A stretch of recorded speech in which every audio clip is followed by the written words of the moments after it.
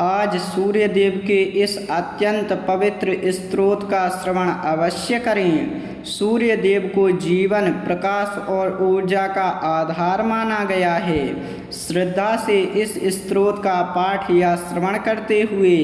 अपने मन की प्रार्थना सूर्य नारायण के चरणों में अर्पित करें। आइए भक्ति भाव से श्री सूर्य देव का स्मरण करें।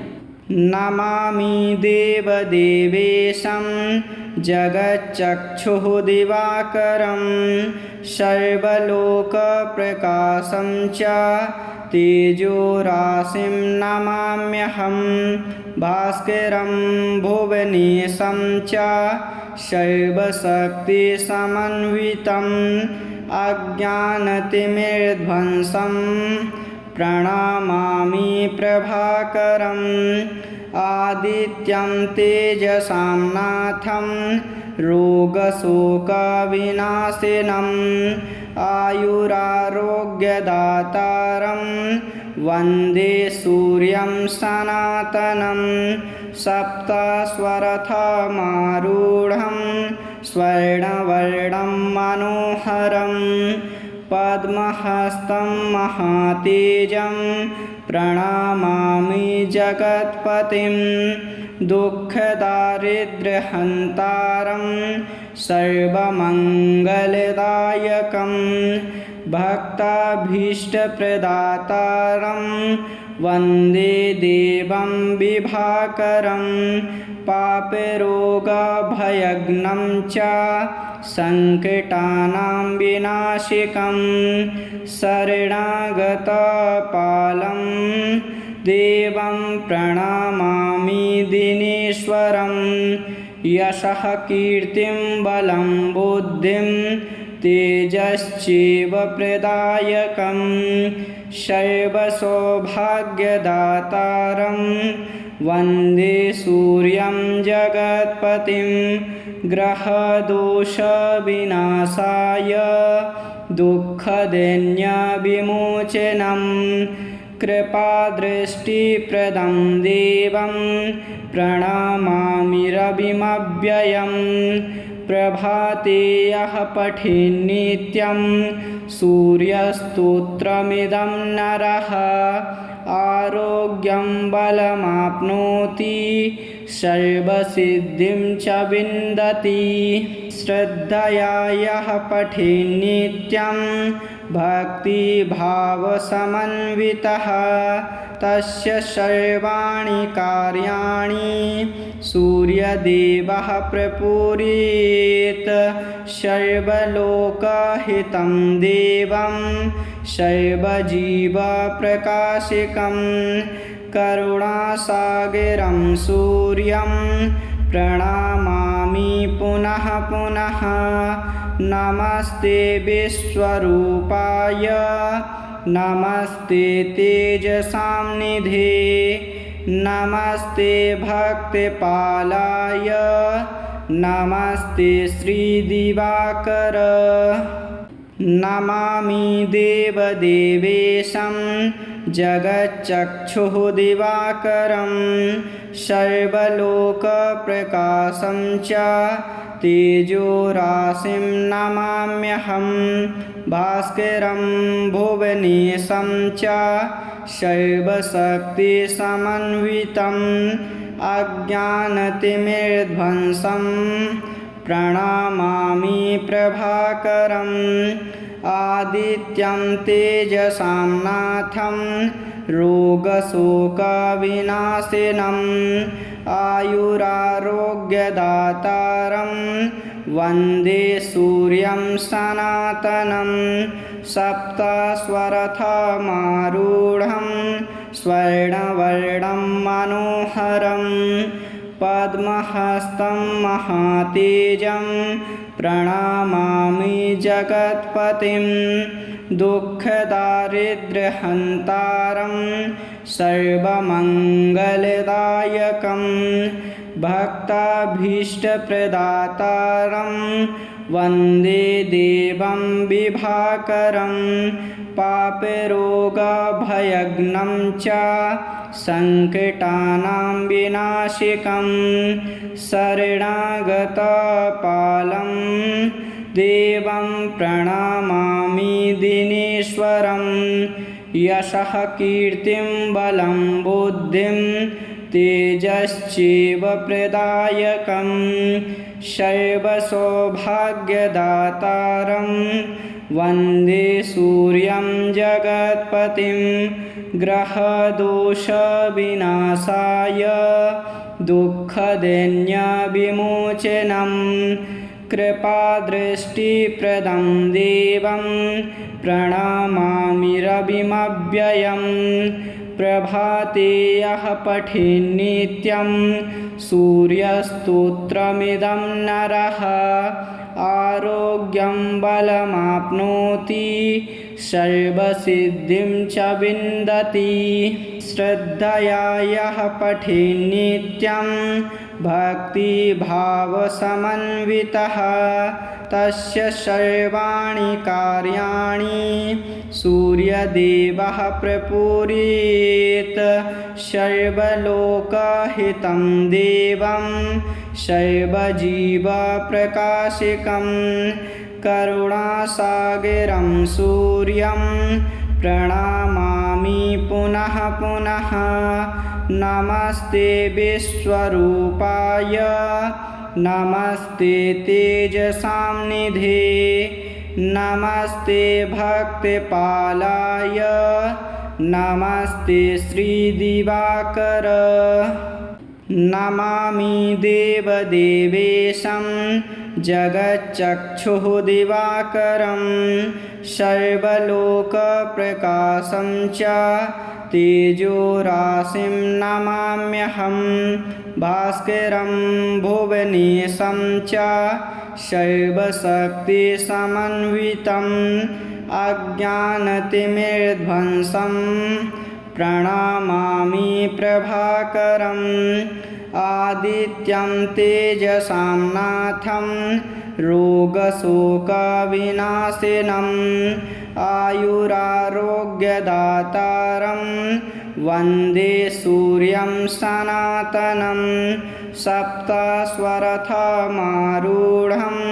स्वर्णवर्णं मनोहरं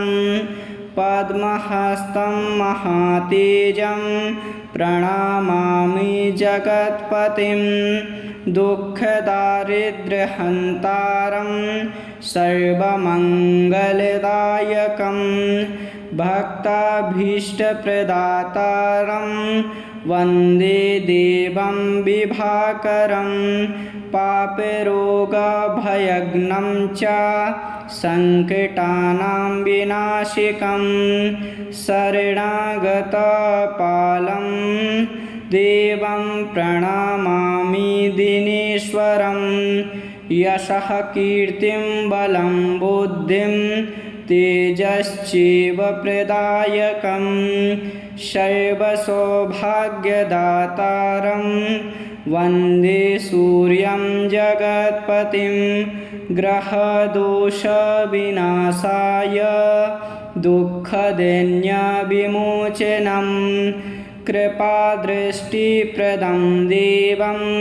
प्रणमामि रविमव्ययं प्रभाते यः पठेन्नित्यं सूर्यस्तोत्रमिदं नरः आरोग्यं बलमाप्नोति सर्वसिद्धिं च विन्दति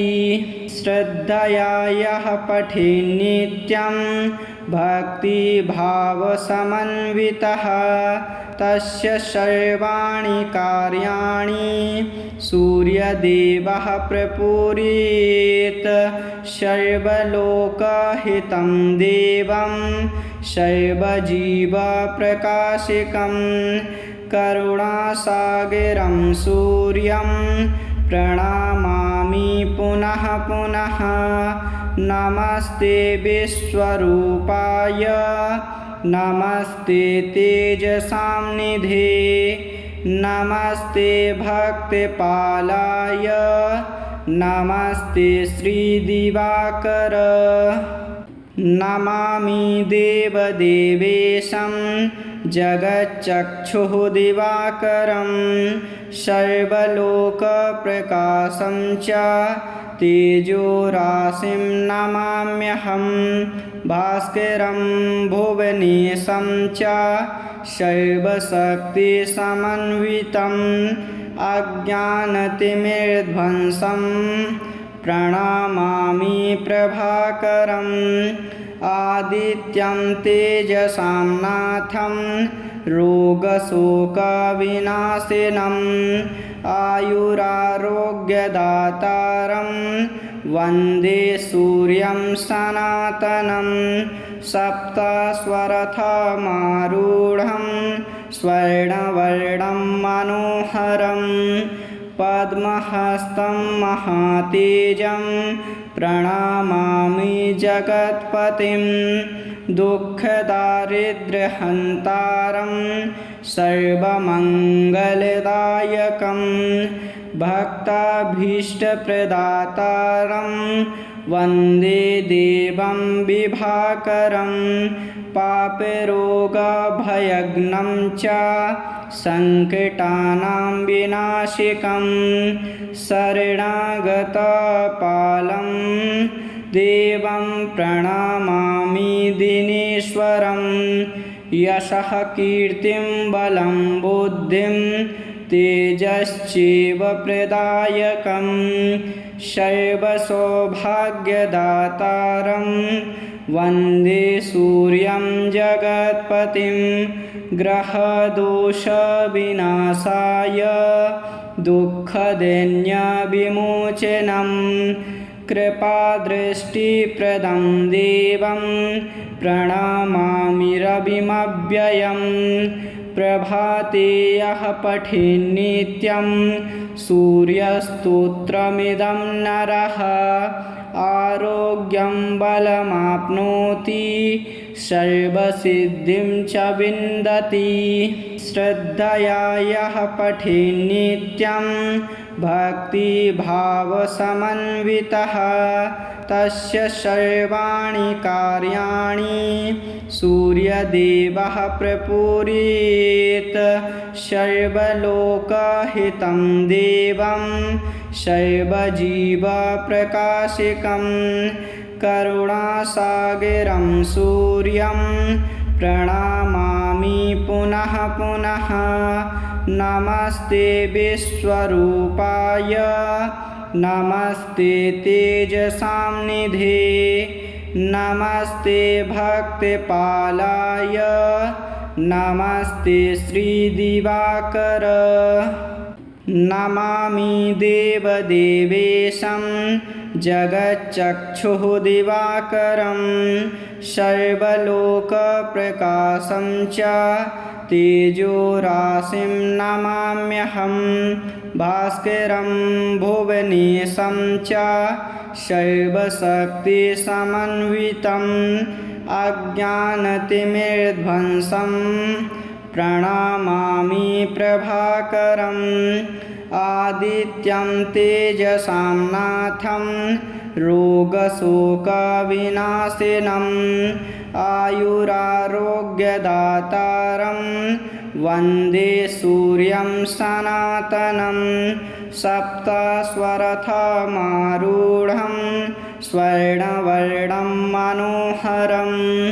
पद्महस्तं महातेजं प्रणमामि जगत्पतिं दुःखदारिद्र्यहन्तारं सर्वमङ्गलदायकं भक्ताभीष्टप्रदातारं वन्दे देवं विभाकरं पापरोगभयघ्नं च सङ्कटानां विनाशिकं शरणागतपालं देवं प्रणमामि दिनेश्वरं यशः कीर्तिं बलं बुद्धिं तेजश्चैव प्रदायकं सर्वसौभाग्यदातारं वन्दे सूर्यं जगत्पतिं ग्रहदोषविनाशाय दुःखदैन्यविमोचनं कृपादृष्टिप्रदं देवं प्रणमामि रविमव्ययम् प्रभाते यः पठेन्नित्यं सूर्यस्तोत्रमिदं नरः आरोग्यं बलमाप्नोति सर्वसिद्धिं च विन्दति श्रद्धया यः पठेन्नित्यं भक्तिभावसमन्वितः तस्य सर्वाणि कार्याणि सूर्यदेवः प्रपूरयेत् सर्वलोकहितं देवं सर्वजीवप्रकाशिकं करुणासागरं सूर्यं प्रणमामि पुनः पुनः नमस्ते विश्वरूपाय नमस्ते तेजसां निधे नमस्ते भक्तिपालाय नमस्ते श्रीदिवाकर नमामि देवदेवेशं जगच्चक्षुः दिवाकरं सर्वलोकप्रकाशं च तेजोराशिं नमाम्यहं भास्करं भुवनेशं च सर्वशक्तिसमन्वितम् अज्ञानतिमिरध्वंसं प्रणमामि प्रभाकरम् आदित्यं तेजसां नाथं रोगशोकविनाशिनम् आयुरारोग्यदातारं वन्दे सूर्यं सनातनं सप्तस्वरथमारूढं स्वर्णवर्णं मनोहरं पद्महस्तं महातेजं प्रणमामि जगत्पतिं दुःखदारिद्र्यहन्तारं सर्वमङ्गलदायकं भक्ताभीष्टप्रदातारं वन्दे देवं विभाकरं पापरोगभयघ्नं च सङ्कटानां विनाशिकं शरणागतपालं देवं प्रणमामि दिनेश्वरं यशः कीर्तिं बलं बुद्धिं तेजश्चैव प्रदायकं सर्वसौभाग्यदातारं वन्दे सूर्यं जगत्पतिं ग्रहदोषविनाशाय दुःखदैन्यविमोचनं कृपादृष्टिप्रदं देवं प्रणमामि रविमव्ययम् प्रभाते यः पठेन्नित्यं सूर्यस्तोत्रमिदं नरः आरोग्यं बलमाप्नोति सर्वसिद्धिं च विन्दति श्रद्धया यः पठेन्नित्यं भक्तिभावसमन्वितः